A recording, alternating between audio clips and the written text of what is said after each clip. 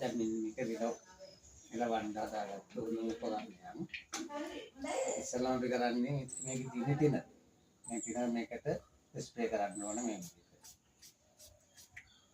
ඊට පස්සේ වහ ගන්නවා අතේ ප්‍රමාණයට ජිල් බෝලයක් පුතේ ජිල් බෝලයක් ගාලා දෙන්නකෝ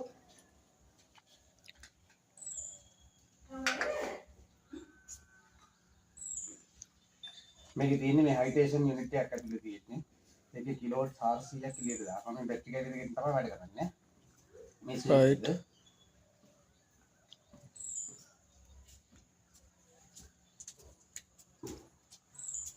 මේ ජිල් බෝලේ මේ කැවිලෙන් දාගෙන හරියට ඒම් කරලා මේකද බොකුල් අර 18 ලන්නනවා. හරි